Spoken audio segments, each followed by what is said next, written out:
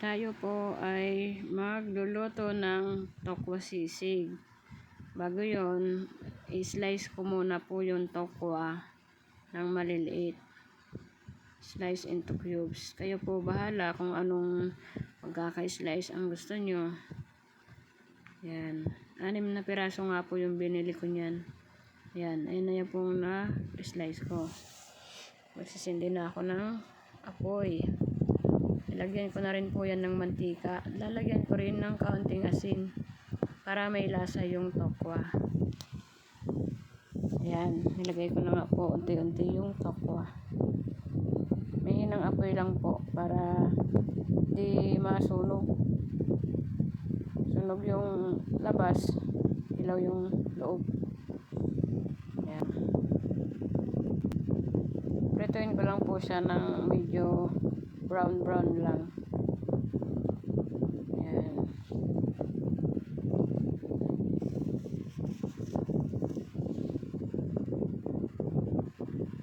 Ayan. Pagkatapos po maprito, yung pinagprituhan ko, dyan ko na lang din po iluluto.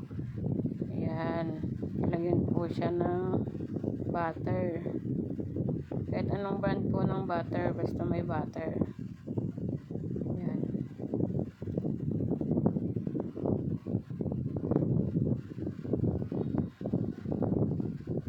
Nung matunaw na, lagay ko na yung sibuyas.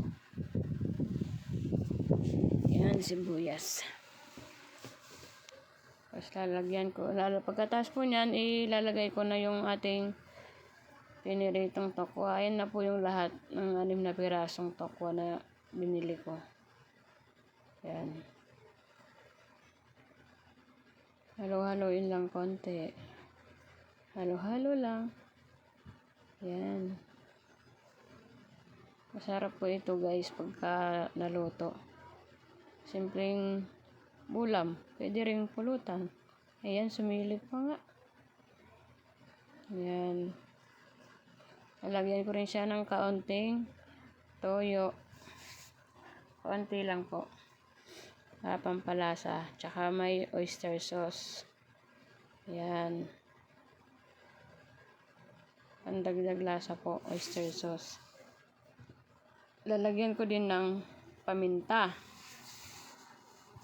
Yan lang naman po ang mga ingredients niya. Mura lang. Yan, halo-haloin lang natin. Yan, maganda na po yung kulay. Yan. Lagyan ko rin ng sibuyas ulit. Ayun po yung natirang sibuyas kanina. Tsaka nilagay ko rin ng siling green. Yan. Tapos siling labuyo. Ayan po. Kayo po maglagay ng sili. Depende po sa kung gaano karami yung gusto nyong ilagay. Kung po nang mas dagdagan nyo pa po yung ayan. Lagyan ko din po siya ng dahon ng sibuyas.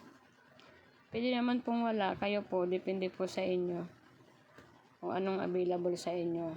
Yan. Lagyan ko rin siya ng kaunting kalamansi. Yan. Tsaka po ng mayonnaise. Ayan.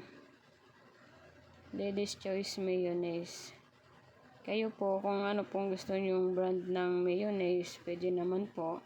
Kung anong mas convenient sa inyo at kung anong merong available sa bahay nyo sa kusina.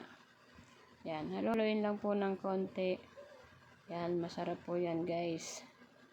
Yan, ganda na ng itsura niya. Oh, salamat po guys. Thank you for watching. Tokwa sisig, malinamnam.